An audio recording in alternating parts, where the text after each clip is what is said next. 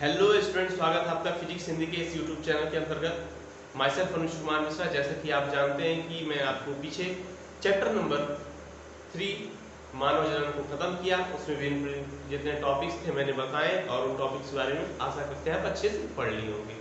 तो आज से मैंने उस चैप्टर में बता दिया था कि आगे मैं चैप्टर नंबर 4 जिसको बोलते हैं जनन स्वास्थ्य में पढ़ाने वाला नहीं।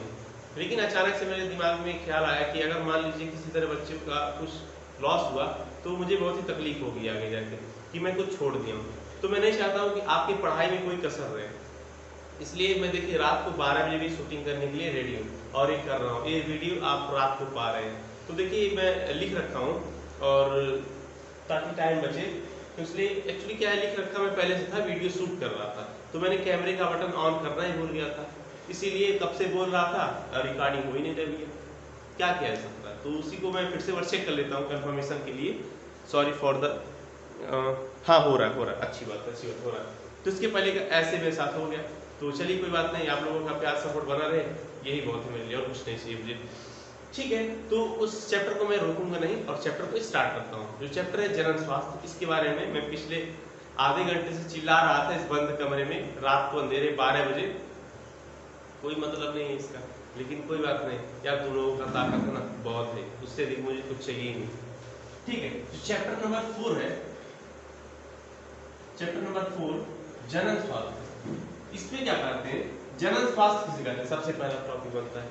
तो जो व्यक्ति, अब आप कहेंगे कि जो व्यक्ति खाते पीते हैं, हेल्दी हैं और उन्हें कोई बीमारी नहीं है, वो व्यक्ति स्वस्थ कहलाते हैं, ऐसा कहेंगे सब लोग। लेकिन नहीं, ऐसे व्यक्ति स्वस्थ नहीं, कम उन्हें स्वस्थ आप बोलेंगे किस बेस पे, उनकी शारीरिक स्थिति को देख के आप बता रहे हैं कि वो स्वस्थ है, लेकिन वो मानसिक रूप से कैसे है ये जब तक नहीं कंफर्म कर लिया जाता, यानी कि कभी भी कोई व्यक्ति तभी स्वस्थ बोला जा सकता है जब वो शारीरिक और मानसिक दोनों रूप से सामान्य हो। ऐसे व्यक्तियों को स्वस्थ व्यक्ति बोलते हैं और इनका स्वास्थ्य जनन स्वास्थ्य के योग्य होता है। ठीक है, परिभाषा मैंने लिख रखा है, ऐसे व्यक्ति जो शारीरिक, मानसिक एवं सामाजिक रूप से पूर्णतः स्वस्थ हो, तो ऐसे जन मतलब ऐसे लोग जनन रूप से स्वस्थ होते हैं, अतः इसे ही जनन स्वास्थ्य कहते हैं।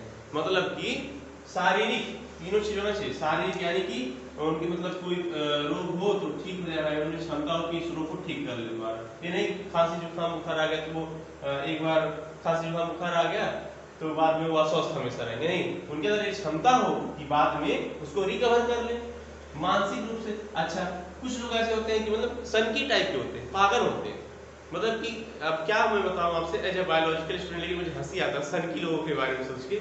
वो क्या करते हैं, किसी भी मतलब कोई भी महिला ऐसी जाती है उनको देख के नीचे नजरों से देखना शुरू कर देते हैं। तो ये स्थिति कब आती है, जब हमारा मानसिक स्थिति विकृत होता है। तो ऐसे व्यक्ति स्वस्थ रह के भी क्या कर लेंगे, जब उनका मानसिक स्थिति नहीं से, शारीरिक रूप से स्वस्थ है तो उनको स्वस्थ बोल देंगे नहीं, तो ऐसा उनके अंदर विकृतियां उत्पन्न हो जाती हैं मानसिक रूप से, तो स्वस्थ नहीं होते। यानी कि उनकी मानसिक स्थिति भी सही होना चाहिए, उन्हें सही गलत में फर्क पता होना चाहिए, तभी उनको हम बोलेंगे कि जनन रूप से स्वस्थ हैं। अच्छा, समाज, अच्छा मान लीजिए अगर ऐसी दृष्टि से वो करते रहे, गजेड़ी नशेड़ी भंगेड़ी होते गए वो, और नीच दृष्टि से कुदृष्टि से देखते रहे किसी भी अन्य पर्सन को, तो समाज क्या उनको अच्छा बोलेगा, नहीं, तो सामाजिक रूप से भी वो व्यक्ति स्वस्थ हो। तो ऐसे ही व्यक्ति, ऐसे ही जन मतलब ऐसे ही लोग जनन रूप से स्वस्थ होते हैं और उन्हें संतान उत्पन्न करने की क्षमता भी होती है, और ऐसे ही व्यक्ति को जनन स्वास्थ्य से संबंधित व्यक्ति कहते हैं और इसे जनन स्वास्थ्य कहते हैं। जनन स्वास्थ्य में क्या है, शारीरिक, मानसिक एवं सामाजिक रूप से पूर्णतः स्वस्थ हो, ऐसे लोग जनन रूप से स्वस्थ होते हैं और ऐसे ही जनन स्वास्थ्य कहते हैं। ठीक है, ये टॉपिक जनन स्वास्थ्य आईडी की आपको क्लियर हो गया होगा कि जनन स्वास्थ्य किसे कहते हैं। तो जनन स्वास्थ्य के अंतर्गत जो व्यक्ति शारीरिक, मानसिक एवं सामाजिक रूप से पूर्णतः स्वस्थ हो, ऐसे व्यक्ति को जनन रूप से स्वस्थ कहते हैं। और अगला टॉपिक हमारा होगा जनसंख्या। जैसा कि आप जानते हैं कि आजादी के समय भारत की जब जनगणना हुई थी तो उस टाइम 35 करोड़ पाई गई। कितनी पाई गई, यहाँ लिखिए हमें 35 करोड़। जब जनगणना हुई तो भारत की आबादी पाई गई 35 करोड़ और 2011 की जनगणना के अनुसार, यही जनगणना के अनुसार पाई गई जनसंख्या भारत की 121 करोड़। अब वैज्ञानिक तो सोच में पड़ गए, भैया यहाँ तो तिगुना भी नहीं है, तिगुना से भी आगे चला जा रहा है।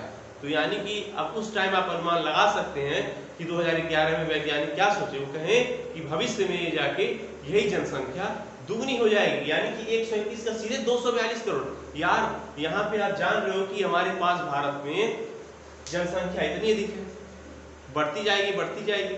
और आपको पता है कि हमारे स्रोत नियत हैं, जो जल है उतना परसेंट फिक्स है, रहने का स्थान उतना फिक्स है, पहनने के लिए कपड़ा उतना फिक्स है, यानी कि हर एक स्रोत जिसका हम उपभोग करते हैं वह फिक्स है।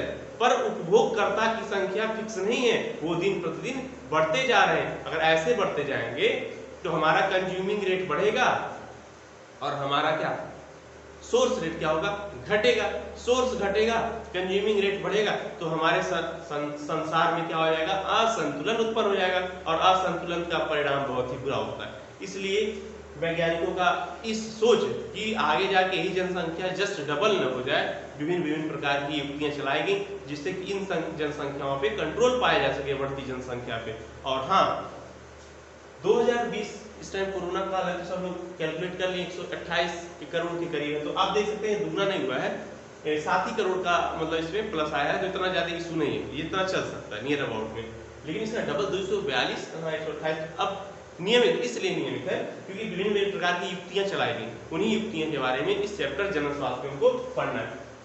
आप लिखना चाह सकते हैं कि आजादी के समय भारत की जनगणना थी आजादी के समय भारत की जनसंख्या 35 करोड़ थी तथा 2011 की जनगणना के अनुसार भारत की आबादी 121 करोड़ हो गई। अर्थात यह देखते हुए वैज्ञानिकों का यह सोच बना कि वर्तमान समय में इस स्थिति से अगर भविष्य में की ओर अगर हम देखें एकटक तो यही जनसंख्या दुगनी हो सकती है। अतः इसके वजह से हमारे खाद्य जो सीमित हैं वो उनमें असंतुलन उत्पन्न हो जाएगा, जिसके वजह से हमारे खाद्य उत्पादनों में कमी, शिक्षा में कमी, आवासों में कमी, यानी कि सब चीज में कमी आएगी। इसके वजह से विभिन्न प्रकार की युक्तियों को चलाया गया है और उन्हीं युक्तियों में से एक टॉपिक होता है परिवार नियोजन। उसको मैं अगला टॉपिक स्टार्ट करता हूँ। तो मिला तो छाप लीजिए। लिखने वाला काम आप लोग अपने अच्छे मन से कर सकते हैं, क्योंकि मैं चाहता हूँ सिर्फ समझ लीजिए, एग्जाम में आप मेरे लैंग्वेज में मत लिख के आइएगा। मैं चाहता हूँ हर बच्चा पढ़ ले और अपने लैंग्वेज में आके एग्जाम में लिखे तो अच्छा रहेगा ना उसके लिए। चलिए, परिवार नियोजन। परिवार नियोजन मैं फ्रेम चेक कर लूँ एक बार, नहीं क्या पता चलेगा कहाँ लिख रहा हूँ और कहाँ जा रहा है। अच्छा आ रहा है, ठीक है, उतना चलेगा। परिवार नियोजन क्या होता है, तो बढ़ती जनसंख्या पर नियंत्रण पाने हेतु चलाई गई योजना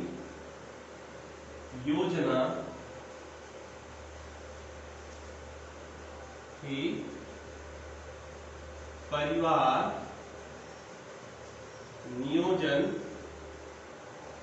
नियोजन कहलाती है, जिससे संसार में संतुलन बनी रहे।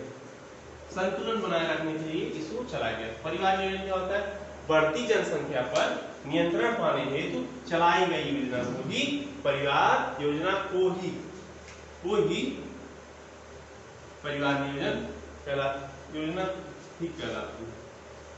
बढ़ती जनसंख्या पर नियंत्रण पाने हेतु चलाई गई योजना ही परिवार नियोजन कहलाती है, जिससे संसार में संतुलन बना रहेगा। अब संतुलन कैसे बनेगा, अब जनसंख्या में इतनी ज्यादा वृद्धि नहीं होगी तो हमारा जो खपत दर है वो भी नियत रहेगा, यानी कंज्यूमिंग रेट जो है वो कांस्टेंट रहेगा और हमारा जो सोर्स है वो भी कांस्टेंट रहेगा। जब दोनों कांस्टेंट है तो हमारी जो बैलेंस है बना रहेगा। आप इसको लिख सकते हैं परिवार नियोजन के बारे में इतना। अच्छा, और कौन कौन सी विधियां चलाई गई हैं, तो पहली विधि इसमें आती है आपकी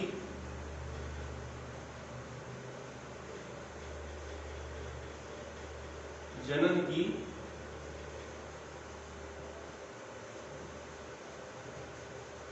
जनन अवरोध की विधि। जनन अवरोध की विधियां। जनन अवरोध की विधियां में पहला देखिए, यानी परिवार नियोजन के लिए विभिन्न बिंदु पर ध्यान रखा गया। तो पहला कि बाल विवाह पर रोक, बाल विवाह पर रोक,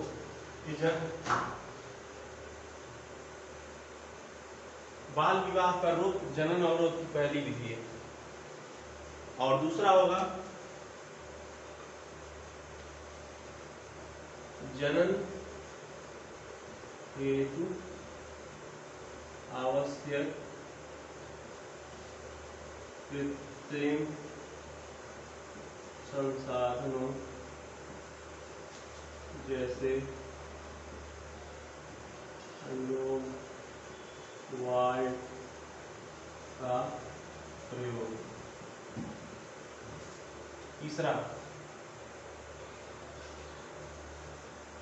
गर्भ निरोधक गोलियां जैसे मालाडी, सहेली का प्रयोग।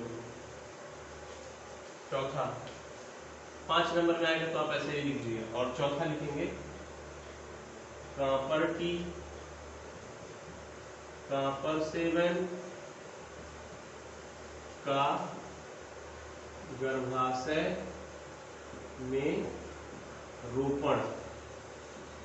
ठीक है, सब विधियां बताऊंगा, डिटेल में सब बताऊंगा। आज तो मुझे मतलब कि 5 मार्क्स के आते हैं, इसलिए इंपॉर्टेंट इसलिए बता दे रहा हूँ और इस शॉर्ट फॉर्म में, क्योंकि आप इतना लिखेंगे आपको 5 मार्क्स मिल जाएंगे। और लास्ट आपको बता सकते हैं नसबंदी करवाना एवं स्वयं नियंत्रण रखना। ठीक है, परिवार नियोजन के लिए जनन के अवरोध की विधियां हैं। अगर परिवार नियोजन यानी कि अगर हम फैमिली प्लानिंग कर लें और उसमें चाहे कि अब जनसंख्या यानी इस नारा चला गया हम दो हमारे दो, अगर यही फॉलो हो तो उसके लिए जो भी नीतियां हमको अपनानी पड़ी, उसी नीतियों को ही जनन के अंतर्गत हम लेते हैं, परिवार नियोजन में आते हैं। तो और इसी के लिए जनन में अवरोध लगाना अनिवार्य है। अगर जनन में अवरोध लगता है तो हमारा परिवार नियोजित होगा और संतुलन बना रहेगा, जनसंख्या में वृद्धि होगी नहीं। ठीक है, और उसके क्या क्या विधियां हैं? बाल विवाह पर रोक, यानी कि पहले ही छोटे छोटे उम्र में बच्चों का शादी कर दिया जाता था, ये भी बाल विवाह पर रोक अनिवार्य है। जनन हेतु आवश्यक कृत्रिम संसाधनों जैसे कंडोम वाल्व का प्रयोग करना, इसके बारे में डिटेल में बताऊंगा। गर्भ निरोधक गोलियां जैसे मालाडी, सहेली का प्रयोग करना। कापर टी, कापर सेवन का गर्भाशय में यानी यूट्रस जो होता है फीमेल, वहां पर रोपण कराया जाता है, इसके फुल डिटेल में बताऊंगा। नसबंदी करा लेना एवं आत्म नियंत्रण रखना, ये भी इंपॉर्टेंट है और इस बात रख लीजिए। तो ये मेरा रहा आज का लेक्चर। पहले स्क्रीनशॉट ले लीजिए, फिर आपको बाय बाय बोलूंगा। ले लीजिए स्क्रीनशॉट। ये रहा हमारा आज का टॉपिक। तो ठीक है, मिलते हैं अगले क्लास में नए टॉपिक के साथ, नए जोश नई एनर्जी के साथ। तो पढ़ाई करते रहिए। All the very best.